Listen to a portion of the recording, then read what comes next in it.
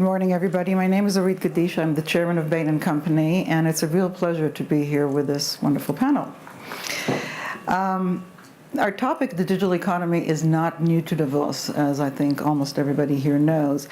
The discussion, however, has mostly focused on personal and business-to-consumer transactions, B2C. But with communications between and among devices spreading really rapidly, the Internet of Things has now truly brought the digital economy into the business-to-business, the B2B world. And it's an important event because in aggregate, the volume of B2B transactions is more than twice that of B2C. So before I introduce the panelists, let me point out just a couple of key differences between the B2B world, which we will focus on, and the B2C one. First, the product. In the B2C world, the digital transformation is often in how products and services are sold and marketed. So the sweater I buy today, if you leave aside fashion, is the same as the one I bought 20 years ago. In books or music, the content I value as a consumer is similar. It's pretty much the same. It's not changed. So it's a disruption in channel and medium that has mostly disrupted or transformed those industries. In the B2B world, the products themselves are changing as well, really acquiring new functions. So a jet engine, for example, has become as digital as it is mechanical, producing reams of valuable data, in fact, about 10 gigabytes per second.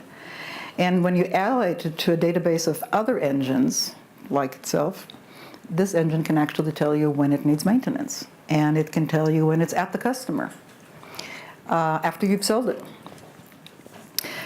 Second is data. As in the B2C world, data is absolutely central. But the power relations are different.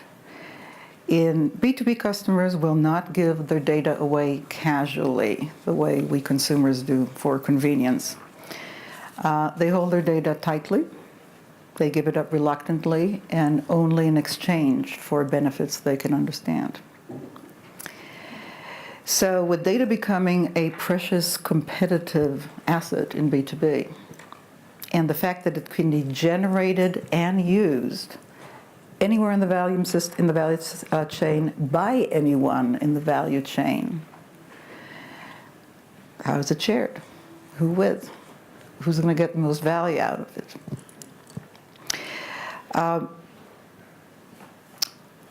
Who will generate value and for whom? So these now become crucial questions in this new time. And indeed, from design to manufacturing to end customers, we're observing new ecosystems that are being developed. New collaborations and partnerships are formed and experimented with. Trust is therefore becoming an important ingredient in this equation. And customers testing collaboration with pilots before they're signing on. And finally, security. In the age of the Internet of everything, basically, everything indeed can be attacked, stolen, or manipulated, and from many different places and different access points. So while security is a concern for everyone in digital, business customers will be far less forgiving of major breaches than consumers has been so far. The business environment really ups the ante for it. We have a great panel. 4 CEOs of great global B2B companies. And all are both developing new products and services for this digital economy and adapting their organizations to its impact. Both of those are very important, as I think we'll find out. Let me introduce them actually in alphabetical order. Inga Beale is the CEO of Lloyd's Insurance and Reinsurance Marketplace, also the world's leader in cyber insurance. Steve Balls, President and CEO of GE Power, a world leader in power generation and water technologies. Dr. Liu Jiran, founder and CEO of Neusoft, the leading Chinese multinational IT and service provider. And finally, Bill McDermott, CEO of SAP, a global leader in enterprise software and computing. Thank you. Welcome all. Thank you. Thank you. Steve, I'm going to start with you. Great. GE is an industrial leader for over a century. I bet nobody was asking you to sit on a digital economy or a transformation 5 years ago. Now GE is calling itself a technology company. What does digital transformation mean to you in the context of your business? It's fascinating. Let's give it a try in 3 minutes. The digital transformation is the single biggest thing as far as transformation going through the company for us, and will be for the next 20 years. As you said, this is our 125th year. I've been 23 years with GE. I was an electrical engineer. I didn't talk a lot about software for the first 20 years of my career. And this digital transformation is real. You mentioned it earlier. The industrial internet will be 2 times as big as the consumer internet. We really started going at this about 5 years ago. If you look at a gas turbine, one of our core products, 2 terabytes of data come off it every day. And that's more than any of us could possibly put on social media in a year. In the utility industry, which is the group that I'm responsible with, which is about a quarter of the company, only 2% of that data is used for something today productively. So there's a tremendous amount of productivity that can be released to get better performance out of existing assets. And today, our customers across GE Power represented a quarter of the world's electricity, and with Alstom coming in now, a third of the world's electricity. The issue is how do you get more out of the installed base? And that was the opportunity we originally saw. And I was leading the service council for GE at the time, and we brought in a person named Bill Rue from the Cisco world. So we had to bring in some new talent to think through this, because all of our businesses were being reimagined by software. And we do something about it. We chose to do something about it. We originally thought we could get the value through just enhancing services for our customers. I would say we have quickly evolved from that to the second point you made, which is product.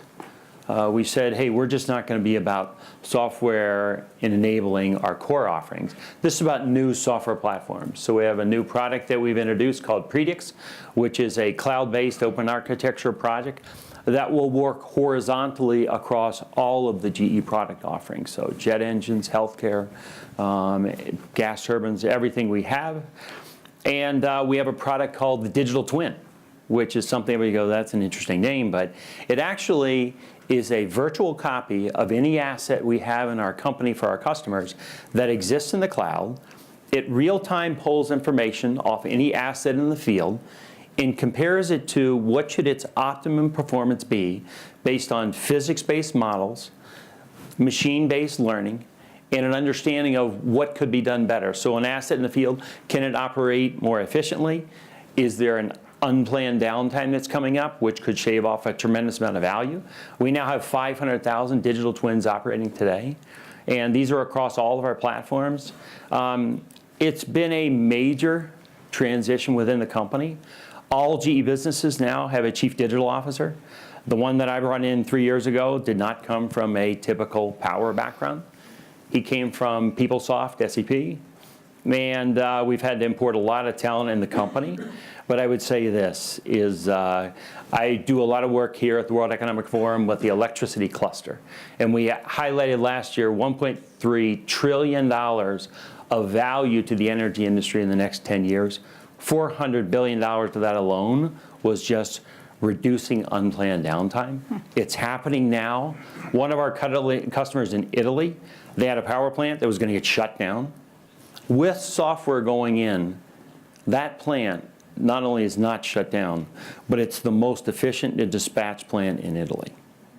And that's through software and hardware, really transforming how assets perform in the world. That's what's going on within the company. That is fascinating. I'll come back to you on some of your points. Digital twin, everybody should remember that. Very important topic. Bill, Yes. in 45 years you've been on the forefront of providing business-to-business enterprise solutions. So B2B is really not new. How are you looking now to shape the right digital outcomes for your customers and for yourself? We set a higher purpose for the company to help the world run better and improve people's lives. And the reason we focus on helping the world run better is a lot of the things that Steve just said. Businesses are changing in every industry, all over the world, and you have to be very in tune, not with just B2B, but their consumer. So it's the customer's customer that we're obsessed with right now. The second thing that we had to do is unleash human potential and really have empathy for people. And what I mean by that is it's not enough to sell a business a system. You have to understand the business's ultimate consumer. And that's what everyone's struggling with. In a world where people are on the move, the Internet of Things, the big data scenario, everything getting so complex, how can you simplify everything so your customer can do anything for their consumer? One of my favorite stories is Under Armour, because it's a performance-inspired brand that makes shirts and shoes. But now you're seeing the evolution of the business model based on data. Because if I can have embeddables and wearable technology connecting to the device that maps my run, is very focused on what I eat and how I'm performing and how I'm sleeping, imagine the data now that's generated from that. What business is Under Armour in? Are they in the shirts and shoes business, or are they in the healthcare business? And ultimately, what is their greatest asset? Perhaps it's the data that's generated by the 195 million digital consumers out there that are just trying to get better every day. So these business models are evolving very, very quickly. And our ability to have the empathy to understand that and do something with that is what is changing everything. And Steve mentioned healthcare. Healthcare, as an example, might be the biggest opportunity to change the world. So we want to focus on things where the business serves the business and the ultimate consumer at an empathetic level never before achieved in the world. That's our goal. Thank you. My pleasure. Talking about healthcare, Dr. Liu, Neusoft has founded a cloud hospital, so I'm trying to create a theme here, which is really a new form of B2B collaboration, connecting an ecosystem of hospitals, insurance companies, pharma companies, or suppliers, government, pharmacies. Tell a little bit about the nature of the collaboration, and if you can touch on the balance of between data sharing and privacy and security that come with it in healthcare in particular. Neusoft is IT services provider, but today we define us as we use a software-defined business model, define the business ecosystems. So if you look at the healthcare system, maybe same in all the world. One hand, they have insurance, they are payer. Another hand is a service delivery, is a hospital, and then a customer. So that is not single sector can talking about healthcare because it's ecosystems. So we have in China, we have a 50% market share in Social Security. So that means 0.5% of expense of government pay for healthcare is based on our platform. We have thousands of hospitals use our hospital information system. So we manage all the operation of hospital from his PACS, RIS, at least personal healthcare record. So we help insurance to control the hospital. We check all that transaction of how to use drug, what is the right to use, the medical the process. Another hand, we need to help the hospital to make very sustainable, not only after control. I can say if we just use our technology, just 1 hour, maybe all the hospital can stop because many of transaction is overtaken. That is by check CT, MR, or something. But so those kind of situations like us to think about what it means the software company to help them to build a system. Then we got a kind of concept we call the cloud hospital. So that means we help the hospital to move their services from a big hospital to big home, to big community. So that means because we have a big data, that data show that big hospitals stay on 70% of their treatment is not profitable. They cannot make money. Only 30% they really make money, but they spend 70% of the resources to make those kind of works which cannot generate cash. But we have 70% of the resources for community hospital, home, family doctor. They are just to waste their time.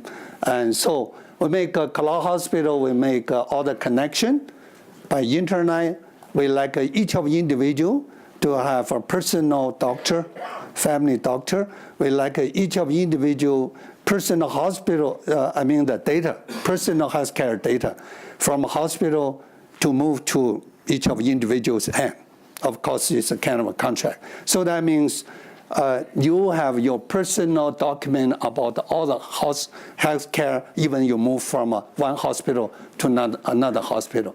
On the other hand, we build another connection by wearable devices to like a millions family. They can monitor their like a diabetes, heart, sleeping, blood pressure or something. We build a new ecosystem. We like each of the stakeholders, they can sustainable to run their business, and not just on one hand be safe, another hand cannot be doing their business. So that is what we did. So we're sharing that data. We are the challenge to us. We become not a software company, IT company. We must understand more insurance, understand more medical, the drugs and all those kind of things, and also not only B2B.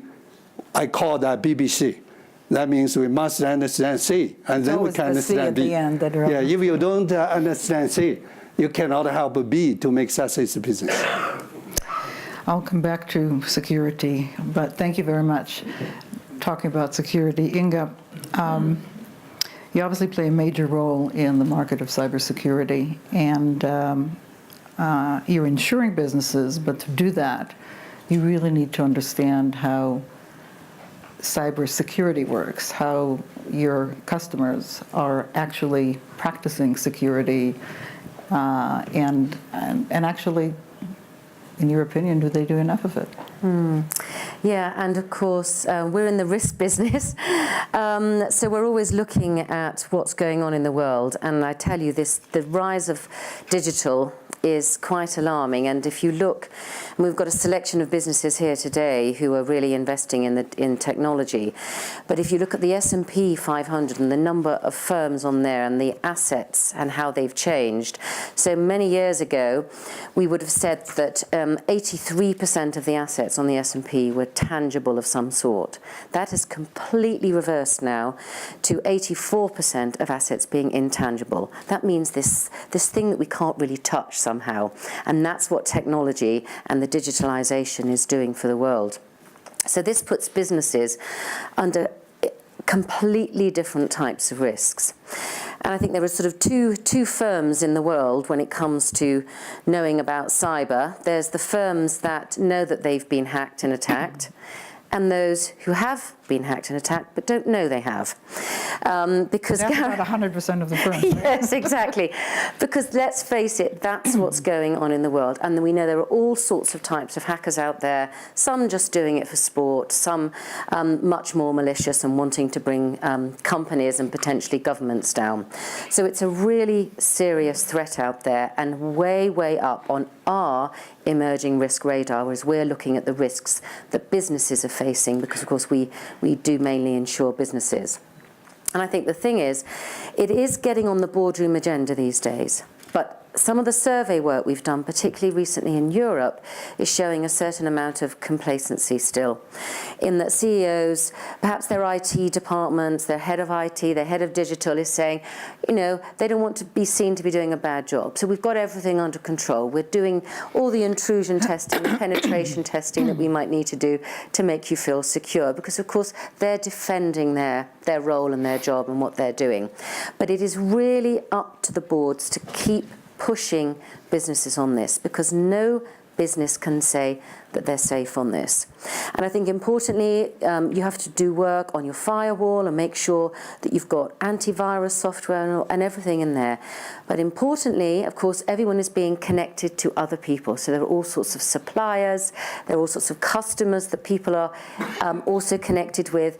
Anyone can get in potentially to your system through any of these sources as well. So it's no good just checking your own firewalls and your own protection. You've got to go beyond that and look at all your partners. And another important factor that we've outlined is actually, or discovered, of course, is most of the incidents, most of breaches are still down to humans. And over 75% of breaches, some studies say nearly 90% of breaches are caused by some human, either an error by a human or some misconduct. So it's amazing when we think about this digitalizing world, how important still the human is and how disruptive they can be. So getting your staff trained, understanding how they can be part of your firewall and your defense. I can't overemphasize the importance of that element.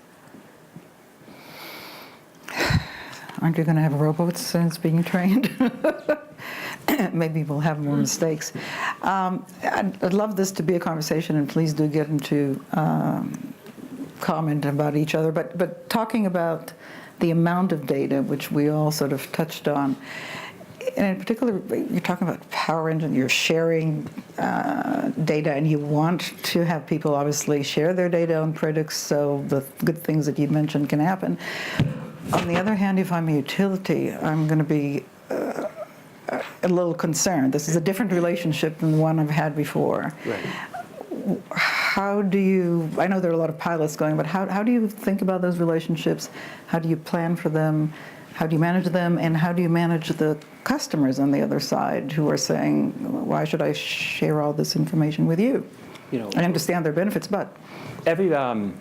I think in all of our relations we have with our customers, people now understand the importance of the digital transition, the power of data. Everybody's asking the question, but what exactly can I get with it?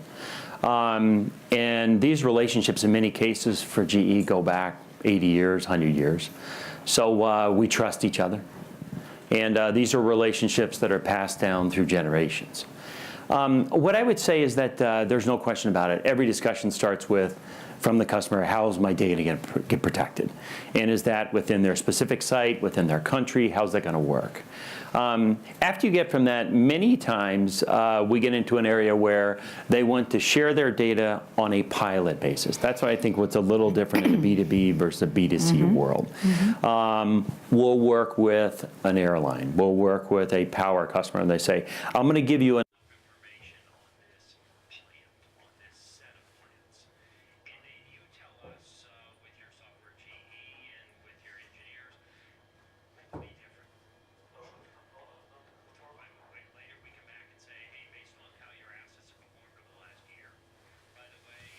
you probably could have predicted that couple unplanned downtimes, which lost you a lot of revenue. By the way, you could have done your maintenance a little differently. By the way, there are certain times you could have turned up the output on them at certain times. Those are all things that stand back and go, okay, that makes a ton of sense. That gives me more productivity as a customer. But you still get into the question of, is my data protected? And I would say that is, and we're going to have to host sessions with a number of their cyber officers together with our software teams.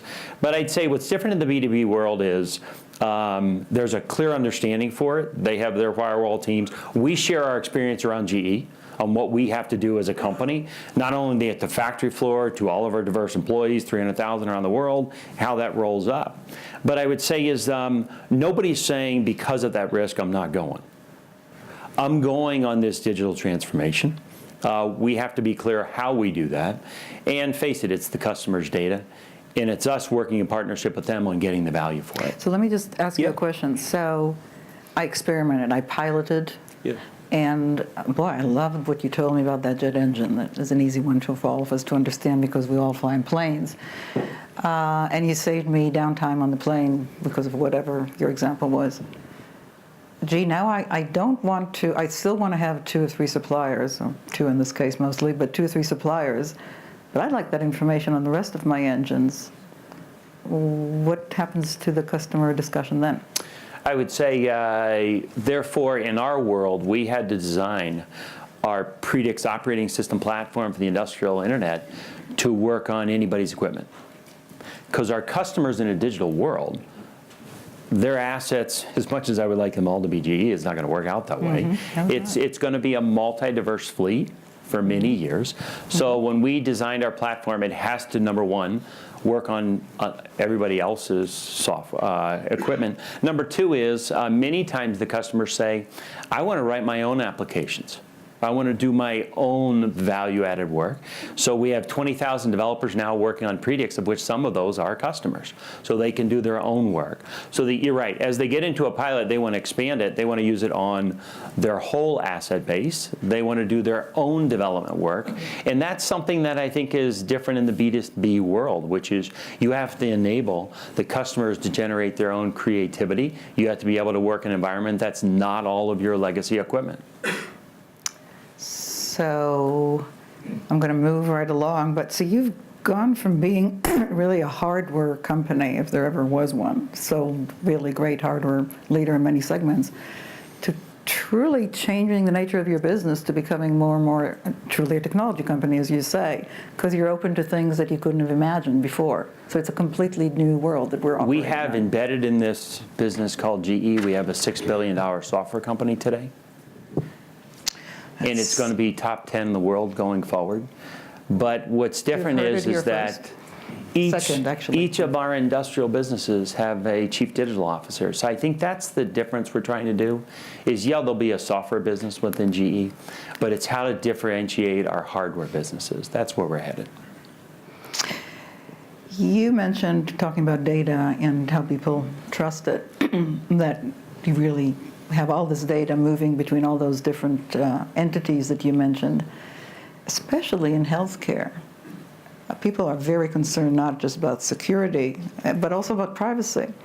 How do you manage that? You have an enormous amount of data between really quite a number of entities. I think that firstly, for healthcare data, who's the owner? That is always the question about that. So yeah, but it still moves around between different people. Some people said it's belong to hospital, but most people do believe that belong to each of the individuals.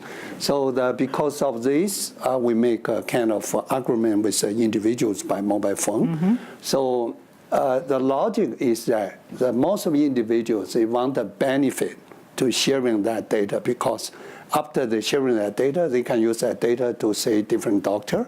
They can use that data to combine with the big data to get a more precise medicine or something. So of course, if he said, I don't agree, so that means you quit for those kind of services. If you like those kind of services, that means you sign a contract with a hospital. So that is basic rules. But I think the safety, that is a privacy. But most of the problem of data is not only privacy, it's safety. Yes. Because a lot of attack, because a lot of application to the mobile phone. So many of developers of those kind of small software, they have a lack of knowledge about the safety. They don't know how powerful attack the force. So that means many of those kind of apps is very, very weak to protect the data. So the data is not only for privacy, it's by the agreement, by official arrangement. Many of disclosed data is because attacked. Smartphone, many of smartphone is not safe. Many of apps is not safe.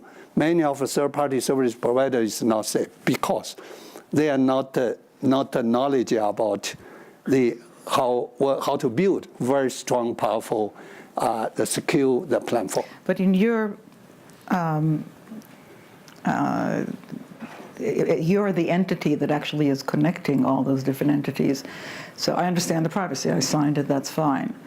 And I understand my phone is not secure, but don't people expect you also to make their data safe, as you said, not being hacked, because you are connecting them? You are the one It's who's... always a challenge. Security is one of our services. We have a few, I think something 2,000 people working on security. Because not in healthcare, we have another sector in car. We have a lot of software. Millions of cars use our software for driving assistance and automatic drive and car-to-car communication. Any of smart devices is a target will be attacked in the future, so easily. So if you imagine the car lose control because it's remote, but a lot of information exactly come to cloud. So because of this, as a software or IT company, security is one of core competence of your company. So even you do any other vertical sector, but security is become your core technology. That's one. The second thing, you must be transparent. For example, in car, most of the car maker in China is our customer because they buy a license our technology. But now we build a kind of like a committee, like every car maker to join us. So we're working together, like him to understand our technology. We're very much transparent to him, so like him to understand how to keep secure inside of a car, because they have no experience in past.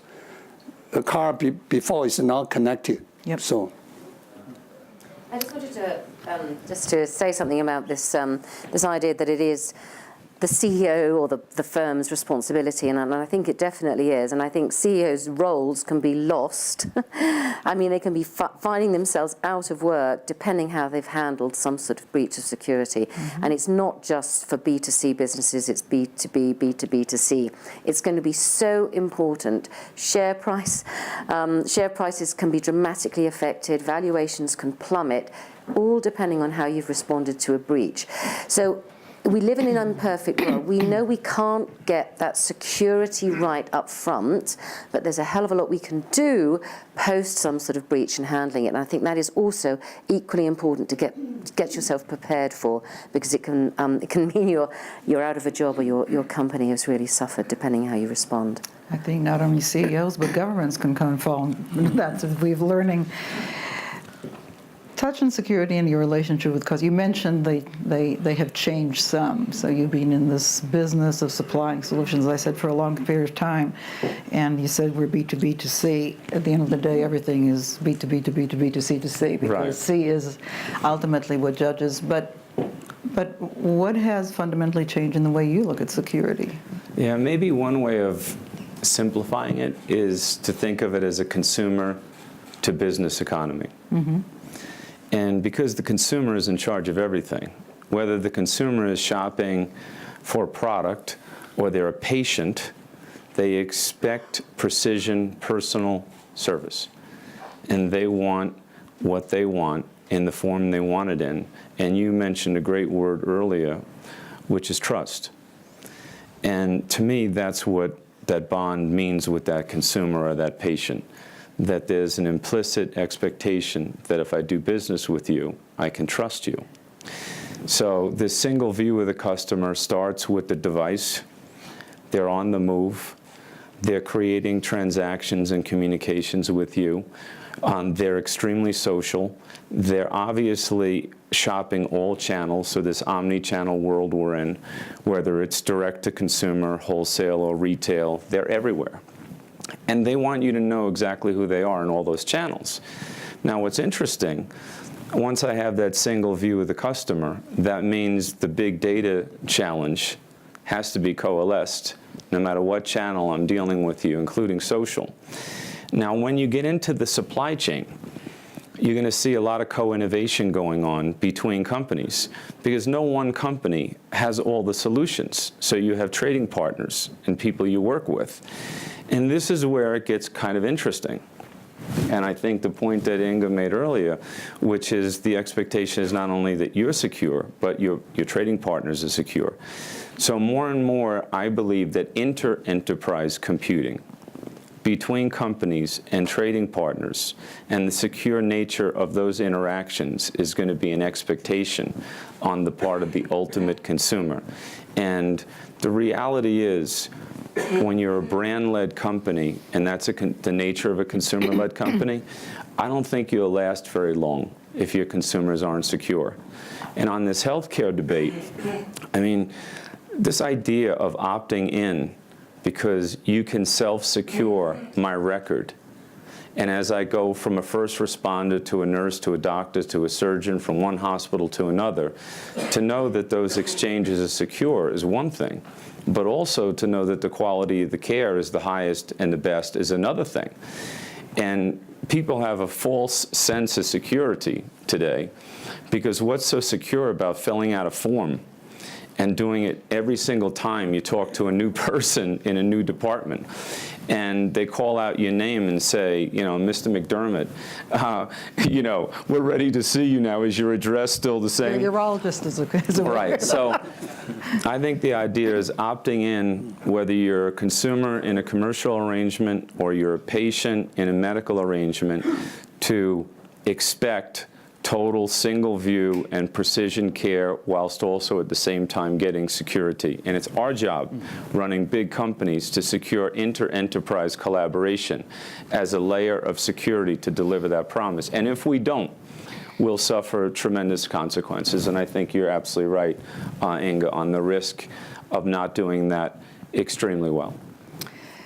Can I just also, Absolutely. I just think it's fascinating, this, you talking about the experience sort of in the waiting room.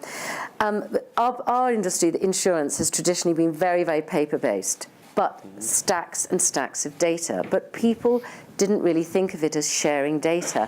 And it's only now, since we've started to digitalize our processes, when the data can suddenly be shared more easily, that people are getting very worried about it. But I can tell you, years ago, nobody worried about putting all of this information on and sharing it with us. It was all pieces of data, but it was on a piece of paper, but somebody could have actually digitalized it. But I think it's amazing how it's happening now, and also the exponential growth in data. You know, I just think we were talking about big data 5 years ago, and 90% of it's been created in the last 2 years. So we didn't really know what we were talking about back then. But I think it's just interesting, the concept of what is data these days, because almost everything is in some way. It's now the digitalization and the ease of spreading it, isn't it, that's really causing us the problems. It's the magnitude and the ease of spreading and the scale. But let me just take this one step further, because you're right, me as a consumer, the ultimate judge of this healthcare, for example, and the company, the CEO will probably lose his job, as will happen here. But if I'm on an airplane, I don't get a choice to say that I liked or didn't like the fact that somebody interfered with that jet engine and the airplane went down. So it's and this is what I said about upping the ante. Imagine being on an airplane. The engine is communicating all the time. It's sending those 10 gigabytes a second.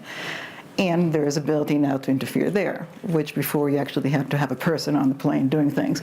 So it really has upped the ante in many ways, beyond what you as a consumer think about. So we get on an airplane, we don't immediately think, is your data secure? Can I please show it? Nor have I signed anything.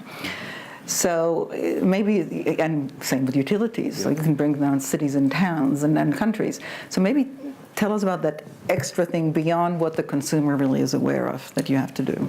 There is especially in the industrial world, there's an expectation that's been there for a long time. You know, the assets will perform. For many years, we've been working with our customers to pull down real-time information on assets as they perform in field for many years.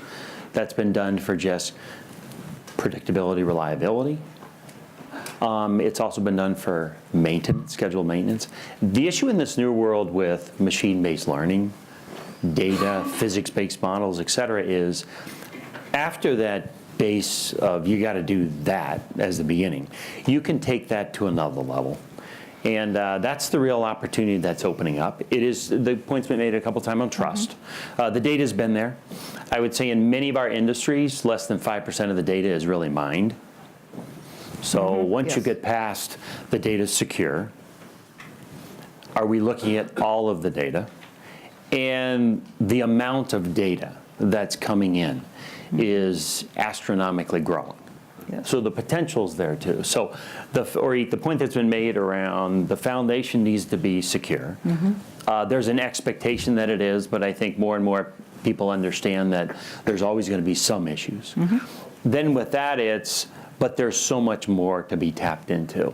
And it's trust. When issues come about, you have to be very transparent. That's something that built into the world we're into now. And I think it's one where no one company can handle everything. So we've said earlier the need for partnerships. I think in this world, as we've made the transition, and we are still well on, this is going to be many years. I would just say is we've had to open our minds more to much more third-party partners, people that understand various industry ecosystems, people that understand expertise in certain areas, cyber or certain applications. I just think that's the nature of this transition that we all have to go through. Let me quick round, just one question on security, and then I'll move on to something else. Security has always been an important part of what everybody does, obviously. As you said, it was to be papers. The only thing now, you can access it from many different places. You have to protect it in many different places. What percent of your budget would you say is in grown-up security? How much bigger is it now? Oh, I sit on boards and they used to not look our at what it is. security budget, my guess is at least 3x is what it used to be just 2 or 3 years ago. Some of that is just security, some of which is we are putting more of our platforms on ERP system, one of which is we're using bills right now to do that, and just one of which is the threat is higher. But that's just a piece of our investment. If we look at cyber up 3x, but if you go through a digital transformation, this is hard. It takes many years. We've been at it over 5 years, and this is not for the faint of heart. Our business, we put in $1 billion a year for 5 years, and you got to just keep going. And it's hard. Our chairman says many times, we're at step 10 of 100. We don't necessarily know what step 15 and 20 is. You will mess a few things up as you go, but you have to go. But back to your questions, it's at least 3x. How about you? Because we use our business so many vertical, each of them must have security product to guarantee. We have great obligation because it's a risk to us. We say we investment for security not only as a product to make money, and also guarantee our solution not bring some trouble to us, especially in hospital, in a lot of like transaction or social security. So we have something around 2,000 people budget each of year to development product, also for focus on each of solution for each of the vertical solution. Bill, how's it going In for our you? case, security is the system. So the core business has to be a secure system, and it would But that was always true. I'm looking for, has it upped itself and the since? rate would be commensurate with the rate of growth plus about 1.5x that goes just to security. And the idea of security, the way I look at it, that's really changed for us. It's not just like we have to make the most secure system in the information technology industry as it relates to enterprise application software. We have to be very concerned with the customer and how they're securing their system for their customers. So for example, if you just think about a jet engine example, which is the one that you had earlier, I mean, the idea of purchasing a part that might most attractively be priced in China, to ship that, for example, in a secure network to the United States, to Ohio, and then have a person deployed that has the specific training skills to implement that part that came from a third-party supplier and was sent through a financial network that had nothing to do with their currency. Someone else is managing all that. Get that there just in time so that plane is not only safe, but it's up, because that consumer is not buying a plane ticket from that airline again unless they're always up. So this value chain of how it all comes together is ultimately all about, again, the original consumer and the high expectation that they have. And it's a given that that ultimately has to be a safe plane, but it also has to get off the ground on time, and it has to provide a great service.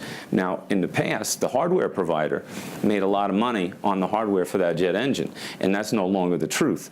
Those margins are so lean now in the hardware industry that you have to make it up by providing an unbelievable service, and the delivery of that service comes at a much higher margin. So all these businesses are changing right before our eyes, and they're using big data and the idea of secure networks to achieve business outcomes that they never even approached 5 or 10 years ago. Thank you. That was actually, I think, an important point that you really brought out. It's always true that B2B was about product and the service. There's a big aftermarket. But the move to more and more services and more happening there in a different nature. Instead of scheduling once a year maintenance, now I'm going to schedule when I actually need to, which is, of course, the big benefit for that. But again, you touched about all the different places that these products, and if I want to hack it, can figure out how to hack it from the weakest point or from 5 of them if I wanted to, which is kind of your point. You always had that much information. It's just so many people have different access to it. How about your security? Yeah, so the security is twofold from our perspective. One, because we've got to protect ourselves, so we have our own security issues to be concerned with, but also because we provide insurance for many firms around the world for cyber insurance. And looking at that 3 times multiple, the insurance premiums purchased globally, and most of it's still from the US. Europe's catching up a little bit. Asia, Latin America, not so many buyers of cyber insurance yet, but the US is leading the way. But the amount of money people have spent on cyber insurance has tripled in the last 5 years, and it's anticipated that that will at least triple again in the next 5 years. So I think that's an indication of how much, just on the cyber insurance element, let alone all the mitigation that people are putting into their businesses that they're doing. So it's costing a lot, and I think it's important. We don't, for instance, track how much we're spending on the security because it's being built into every single thing. So even if you think about sort of your business continuity planning, so you're doing your disaster scenario. We used to do, gosh, what if the building, and our building's in the centre of London, what if the Thames flooded our building, what would we do? That was what we used to spend our time and effort on. Now we don't. We spend our time and effort on doing a scenario about being hacked. And so you've got all of these additional costs. So I think in a way it's also quite difficult to assess how much we're all having to spend on it because it is just the way we're doing business these days. Inga brought up a great point earlier, which is the human error. So even if the systems are secure, people make mistakes. So in a lot of companies, there's a lack of training and an awareness for people on the whole security topic in general. One of the new big areas where I see security coming on real strong is with contingent workforces. So if you think about the fastest growing labor market in the world today, it's temporary workers. 45% growth in temporary workers around the world. So it's not just a US thing, it's a transatlantic thing, it's also now taken off in Asia. So the question is, how in a world where you're in a talent war, do you attract and retain the best people? And how do you bring them in with a surge when you're going through a project and yet make sure that those people are who you think they are? Also, that you can account for them. If you ask most company CEOs today, how many employees do you have, they generally undershoot it by about 20% because there's a shadow workforce, which is this contingent workforce that they have no handle on whatsoever. So one of the findings that we've had with human capital management is how can you have a business network that is secure, that gets the customers, the very best people, but also secures those people so you know who they are, and you know exactly what they're all about, and at the same time you can account for them. So this is one of the biggest growth areas we've seen in enterprise application software at SAP, is contingent workforce and managing the security of people. And then massive online computer courses where you train people on all the trappings that will come their way, not just for your company, but also your extended value chain, because that's where the fault lines will come in. I want to open this up to questions, but just one last question following up on that. Sure. I think I heard your chairman say that we're not going to hire any more people who can't write code. He can't write code, but so it's very much to your point. What do you hire? There's a lot that's been happening in your company with precisely that. How do we train the people? Even if you have a lot of software engineers, how does somebody who's not a software engineer understand what they're doing? Can you just touch on that, and then I'll open it up for It's questions. interesting. We have at GE, we have an annual leadership meeting for our top 600 executives. And it's 2 days. Usually in the afternoon, there's break activities. And you get to network. And last year, one of our break activities was to go learn C programming. That was different. So, and I'd say is that, C programming. you know, I have 3 boys. One of my sons is in college, is freshman, and everybody has to take a basic programming class. And it's interesting, my middle son graduated. He was computer science, electrical engineering. And I tell him we're going through this major digital transformation in GE. And I say how we're doing this, et cetera. He goes, Dad, you have no idea what you're talking about. And he goes, what do you know about Python? What do you know about C? What do you know about Java? You were trained in BASIC and Fortran. And you got to learn. And I would say is that it's the language of the people we hire. We now have 22,000 software people in GE. Probably 2x 5 years ago. When you sit in a room with them as an operating leader, you got to know the right questions to ask. We know the financial questions to ask, but what's the stability of platform? Can it interface with Azure, Google, Oracle? Those are all terms I know that I grew up in the company I didn't have to deal with. And I would say is that, so therefore, any of our leaders the leadership programs coming in, finance, engineering, et cetera, everybody will be trained and have to take a software course. It's true. And I got to say, from somebody who's been through it, it's bumpy. But I would say it's eye-opening, because one of the things I didn't realize is how much faster you can write code than you used to be able to, because it's much more modular. But I remember the punch cards when I was in college. You didn't want to lose your punch card deck on the way to school. But it's just much faster. But it is important for the senior leaders to have a working understanding for what's going on here. It helps with the transition. Thank you. I have to say, I've taken one of those courses just so that the fear and the being intimidated by it will go away, so I could talk to people. Let me open it up to questions if there are any. Let's start over there. So good morning, my name is Javier Santiso. I'm heading tech investments for Sovereign Wealth Fund. I'm based in London. And I have a question, it's maybe more for Inga, Bill, but maybe for all. It looks like the new mantra is to be connected, but there's plenty of issues to be connected in security and privacy, etc. So maybe the best insurance is that we can plug the button and be disconnected at some point. No, I'm not a technology expert. I don't know how easy that is. I don't think it's as easy as pulling that plug anymore out of the wall, because of this mobile connectivity that's going on across the airwaves. Perhaps an expert can. I really don't think it's that easy anymore, and that's why we have to spend money on this protection side, because you can't just cut it off. You certainly, if you're running a business, you can't. This is the core of your business these days, whether you're manufacturing something or providing a service or whatever it is. You're going to be reliant on technology. It's beyond just pulling the power supply out. I think it's gone way beyond that. So it's a really difficult area. And I would just encourage every business leader to make sure they're investing in that security, doing your business continuity planning, all your exercises around that, all around being hacked. I think there can hardly be anything else that's of a bigger concern right now. Yeah, I have to totally agree. In fact, I think the world has to go the other way. I think we have to initiate the uninitiated in this digital economy and blow away the divide, because there's too many people that don't feel a part of Davos right now that are out there in different parts of the world. And that's part of the problem, what you see in Brexit and obviously the nationalistic movement in certain countries, including the United States. We have to get to people with massive online computer courses. We have, this year alone, trained 1.6 million people.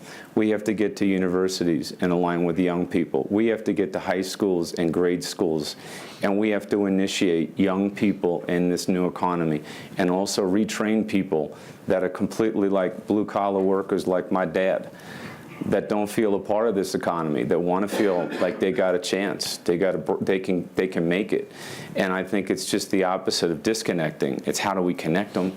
How do we give them some tools and some skills where they can get back on and get a job and make a contribution and participate in the world we're in right now in this room. Yes, please.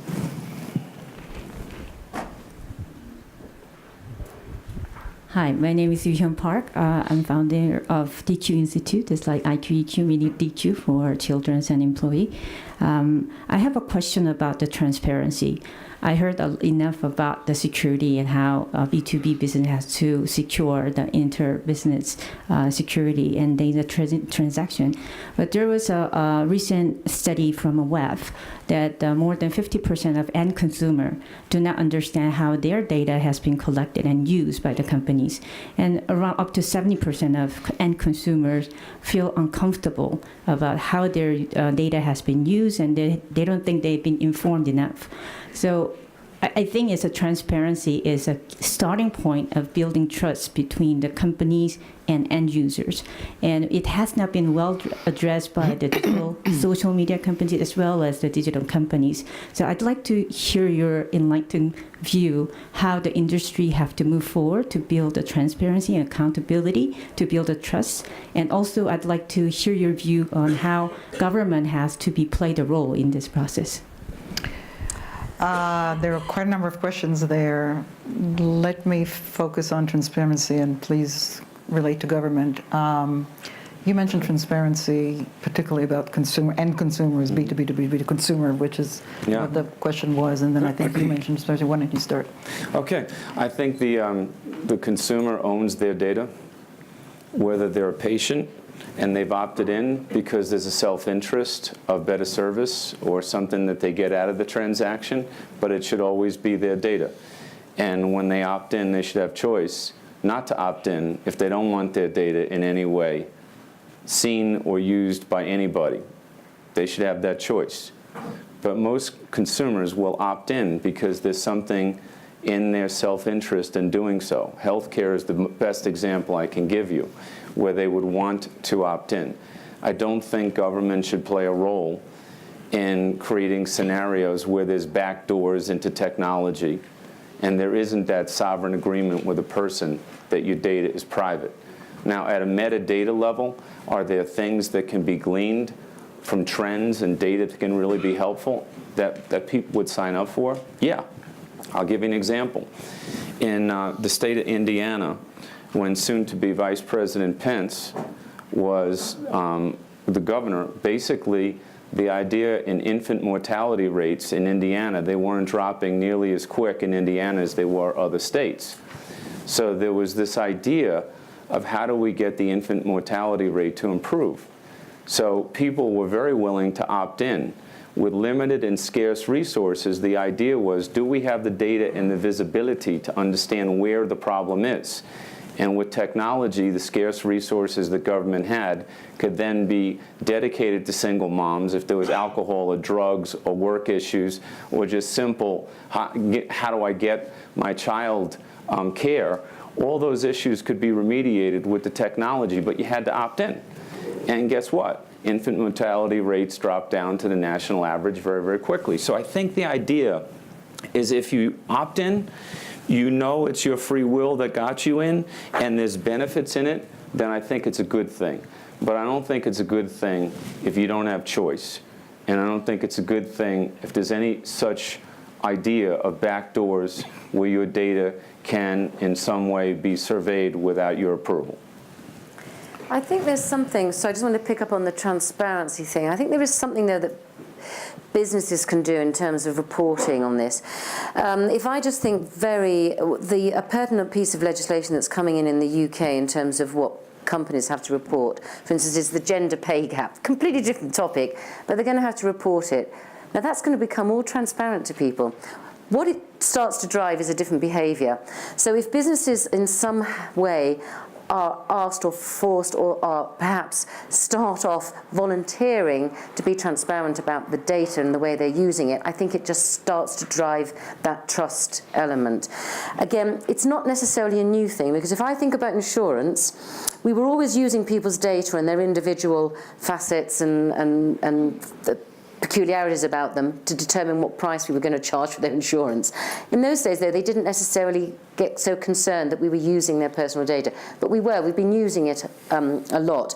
We were never really very transparent about, well, if you've got this, or if your car's blue rather than red, we charge you more premium. We were never very transparent about it. So I think there's a lot to be learned for businesses in terms of opening up more and showing customers what we are using their data for and how it impacts them. I think there's more that we can do. Thank you. We're actually run out of time. I won't even have time to really summarize it, but first, thank you to this panel. This was absolutely fascinating. I think I've learned some. I hope everybody else did. I think we just quickly, we learned that digital is fundamentally changing B2B products. It is different from B2C, although ultimately it always is. The customer is still king. That old adage is even more true if that's possible. I think the whole issue of control of data is really changing the dynamics of the vendor. We talked about this quite a bit. And security. It really is important. It's more important than we are really talking enough about it and definitely doing enough about it when I think about what we've heard. We've also heard about the workforce, began to talk a bit about how the organization really has to change. There's a lot more we could have talked about it. But it is, I think the bottom line, and thank you all for pointing out in different ways, the B2B, B2C as well, B2B businesses are really very different than they were 5 years ago, just to pick up, or even 2 years ago. As you said, when you start, you don't really know where it's going to take you, and you sure as hell, if you think you know where you're going to be 10 years from now, you're absolutely wrong. There is no way you can know. So with that, to be continued, but thank you very much, and hope to see you again next year. Thank you. Thank you.